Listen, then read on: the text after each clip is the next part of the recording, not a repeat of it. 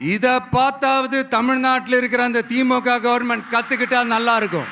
இங்க ஒரு அமைச்சரை ஊழல் குற்றச்சாட்டுல பதவி விட்டு நீக்கப்பட்டு அந்த இடத்துக்கு இன்னொருத்தரை நியமிச்சு 200 நாள் ஆச்சு. அவரை தமிழ்நாட்டில் மிஸ் பண்ணிடாதீங்கன்னு நமக்கு அலர்ட் பண்ணதே புதுச்சேரி தான்.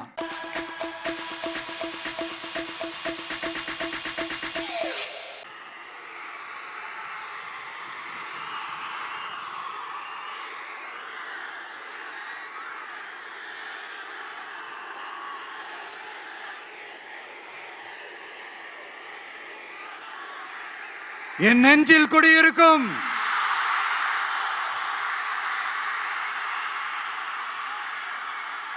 புதுச்சேரி மக்கள் உங்கள் அனைவருக்கும் என்னுடைய வணக்கம்.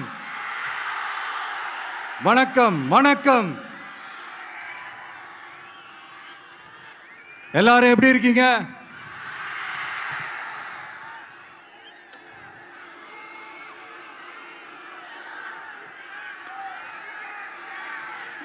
இந்த ஒன்றிய அரசுக்கு தான்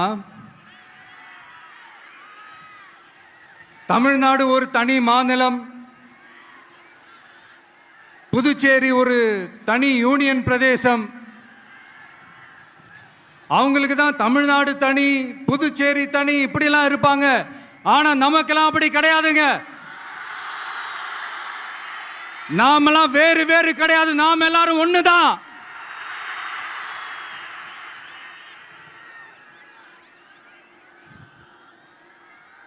தமிழ்நாடும் புதுச்சேரியும் தனித்தனியாக இருந்தாலும் நாம் எல்லாரும் ஒண்ணுதான். நாம் எல்லாரும் சொந்தம் தான்.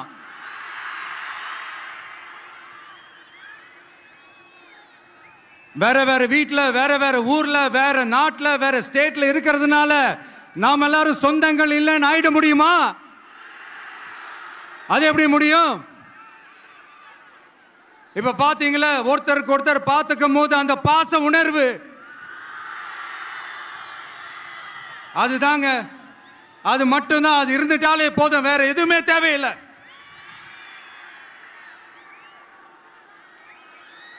அதனால தமிழ்நாடு, புதுச்சேரி, கேரளா, கர்நாடகா, ஆந்திரா மட்டும் இல்ல, உலகத்துல எந்த மூலையில நம்ம வகைரா இருந்தாலும் அவங்க எல்லாருமே நம்மளோட உயிர் தான். அவங்க எல்லாருமே நம்மளோட உறவு தான்.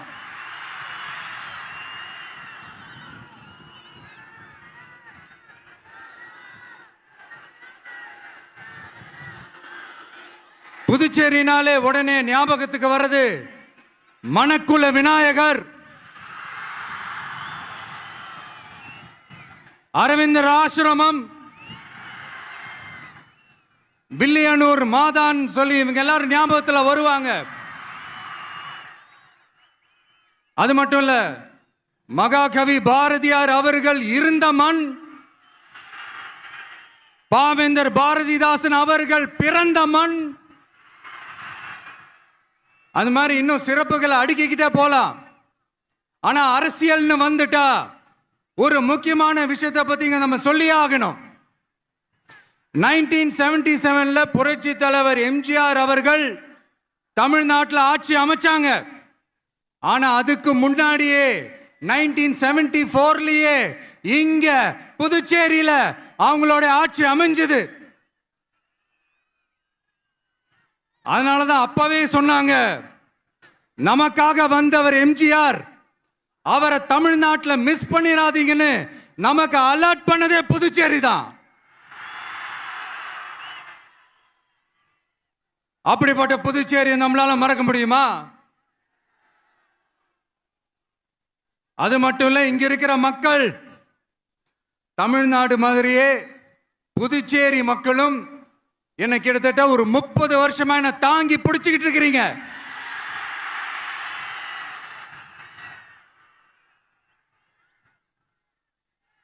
அதனால இந்த விஜய் தமிழ்நாட்டுக்கு மட்டும்தான் குரல் கொடுப்பான்னு நினைக்காதீங்க. அப்படி பண்ணாத தவறு புதுச்சேரி மக்களுக்கும் சேர்த்து தான் குரல் கொடுப்பான். அது என்னுடைய கடமையும் கூட. அதனாலதான் இங்க நீங்க ஃபேஸ் பண்ற பிரச்சனைகளை பத்தி இன்னைக்கு நான் பேசுறதுக்காக வந்திருக்கிறேன். அது மட்டும் இல்ல, இந்த புதுச்சேரி கவர்மெண்ட்டை பத்தி நாம சொல்லியே ஆகணும். இது டெஃபினட்டா தமிழ்நாட்டில் இருக்கிற மாதிரி நம்ம திமுக கவர்மெண்ட் மாதிரி கிடையவே கிடையாது. ஏன்னா வேற ஒரு அரசியல் கட்சி நடத்துற நிகழ்ச்சியாகவே இருந்தாலும் அந்த நிகழ்ச்சிக்கு தன்னெழுச்சியா வர நம்ம மக்களுக்கு பாதுகாப்பு கொடுத்து பாரபட்சமே காட்டாம இந்த கவர்மெண்ட் நடந்துகிட்டு இருக்கிறாங்க. அப்படிப்பட்ட இந்த புதுச்சேரி கவர்மெண்ட்டுக்கும் நம்ம புதுச்சேரி சிஎம் சார் அவர்களுக்கும் இந்த நேரத்தில் என்னுடைய மனப்பூர்வமான நன்றிகளை தெரிவிச்சுக்கிறேன். இத பார்த்தாவது தமிழ்நாட்டில் இருக்கிற அந்த திமுக கவர்மெண்ட் கத்துக்கிட்டா நல்லா இருக்கும்.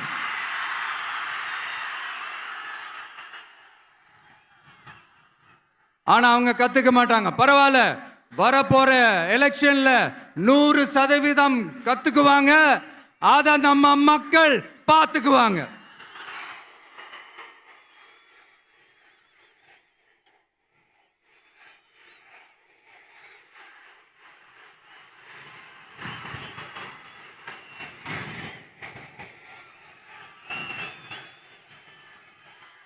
புதுச்சேரியில் இருக்கிற கவர்மெண்டோட கூட்டணி ஆட்சியில் இருந்தாலும் புதுச்சேரிய ஒன்றிய அரசு எதிலையுமே கண்டுக்கல என்றது புதுச்சேரி மக்களான உங்களுக்கு நல்லாவே தெரியும்.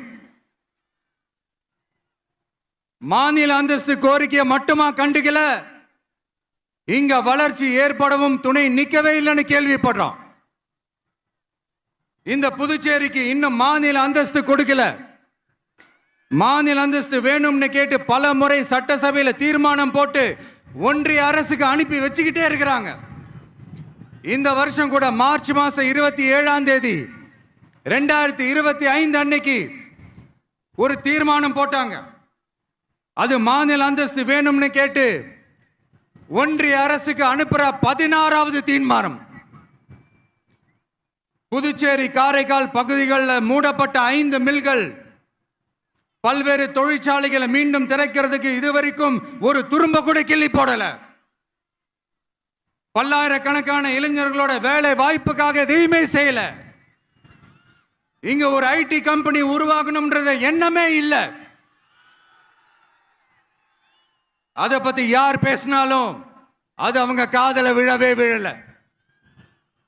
இங்க ஒரு அமைச்சரை ஊழல் குற்றச்சாட்டுல பதவி விட்டு நீக்கப்பட்டு அந்த இடத்துக்கு இன்னொருத்தரை நியமிச்சு 200 நாள் ஆச்சு. இன்னும் அவருக்கு ஒரு இலாக்காவே தரல. இந்த செயல் சிறுபான்மை மக்களை அவமானப்படுத்துறதுன்னு அந்த மக்களே சொல்றாங்க.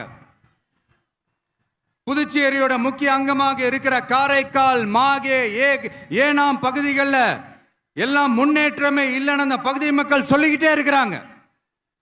குறிப்பா காவிரியோட கடைமடை பகுதியான காரைக்காலை மொத்தமா கைவிட்ட மாதிரி தான் இருக்குது. இது எல்லாமே முன்னேற்றம் அடையணும். டூரிஸ்ட் பிளேஸ் ஆன புதுச்சேரியில போதுமான அளவு பார்க்கிங் வசதி இல்ல, போதுமான அளவு கழிப்பறை வசதி இல்ல. இதெல்லாமே மேம்படுத்தணும். புதுச்சேரி கடலூர் மார்க்கமான ரயில் திட்டம் வேணும்ங்கிறது நீண்ட கால கோரிக்கை. புதுச்சேரி மக்களுக்கு ஒன்னே ஒண்ணுதான் சொல்லணும், இந்த திமுகவை நம்பாதீங்க.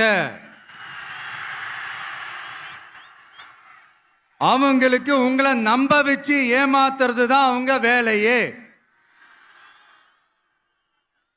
நான் சொன்ன பல கோரிக்கைகளை எல்லாம் தீர்த்து வைக்கிறதுக்கு நம்ம புதுச்சேரி கவர்மெண்ட்டுக்கும் அதோட மக்கள் திட்டங்களுக்கும் ரொம்ப அக்கறையா உண்மையா துணை நிற்கணும்.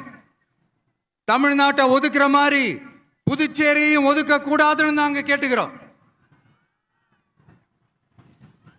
கிட்டத்தட்ட 20 லட்சம் பேர் வாழ்ற யூனியன் பிரதேசமான புதுச்சேரி மத்திய நிதி குழுவில் இடம்பெறவில்லை. அதனால் மாநிலங்களுக்கான நிதி பகிர்தல் அடிப்படையிலும் யூனியன் பிரதேசங்களுக்கான நிதி பகிர்தல் அடிப்படையிலும் புதுச்சேரிக்கு நிதி ஒதுக்கப்படுவதில்லை. அதனால ஒவ்வொரு ஆண்டும் புதுச்சேரிக்கு தோராயமாகவே மத்திய அரசு நிதியை விடுவிக்கிறது. அந்த நிதியும் அரசு ஊழியர்களின் சம்பளம், ஓய்வூதிய தொகை உள்ளிட்ட திட்ட செலவுகளுக்கே சென்று விடுவதால் மீத தேவைக்கு வெளிச்சந்தையிலும் கடன் பத்திரங்களை கடன் வாங்குகிறது புதுச்சேரி. இந்த நிலைமை மாறணும்னா ஒரே வழி மாநில அந்தஸ்து. நம்ம புதுச்சேரி மக்களோட பல்லாண்டு கால கோரிக்கை. புதுச்சேரிக்கு போதுமான நிதி வரத்து இல்லாததுனால வெளியே கடன் வாங்க வேண்டியதா இருக்கு. புதுச்சேரியோட கடனை குறைச்சு தற்சார்பு பொருளாதாரத்தை வளர்த்தெடுக்க திட்டங்கள் வகுக்கப்பட வேண்டும். மாநில அந்தஸ்து வாங்கினா மட்டும் போதாது இல்லையா, தொழில் வளர்ச்சியும் தேவையாச்சே. புதுச்சேரி தென்னிந்தியாவின் முன்னணி இண்டஸ்ட்ரியல் ஹப்பாக மாற்ற எல்லா முயற்சிகளும் எடுக்க வேண்டும். இந்திய அளவில் ரேஷன் கடைகளே இல்லாத மாநிலம் புதுச்சேரி தான். ஏழை எளிய மக்களுக்கு வாழ்வாதாரமே ரேஷன் கடைகள் தான். மற்ற மாநிலங்கள்ல இருக்கிற மாதிரி இங்கேயும் அரிசி, சர்க்கரை, பருப்பு, கோதுமை, எண்ணெய்னு அனைத்து பொருட்களும் வழங்கும் முறை சீராக்கப்பட வேண்டும். கடைசியா மீன் பிடிக்க செல்லும் காரைக்கால் மீனவர்களை அடிக்கடி கைது செய்யும் இலங்கை கடற்படை அவர்களின் படகுகளையும் பறிமுதல் செய்து விடுகிறது. அதனால் நீண்ட போராட்டங்களுக்கு பிறகு அவர்கள் விடுவிக்கப்பட்டாலும் படகுகள் கிடைக்காததால் படு மோசமான நிலைக்கு தள்ளப்படுகின்றனர். இந்த நிலை மாற வேண்டும். நான் மறுபடியும் சொல்றேன், இந்த விஜய் புதுச்சேரி மக்களுக்காகவும் எப்பவும் துணை நிற்பான். வரப்போற புதுச்சேரி தேர்தல் களத்துல நம்மளுடைய தமிழக வெற்றி கழகத்தின் கொடி பட்டொளி வீசி பறக்கும். கான்பிடென்டா இருங்க, நல்லதே நடக்கும். வெற்றி நிச்சயம். மீண்டும் சந்திக்கும் வரை நன்றி, வணக்கம். மக்கள் எங்க உரிமை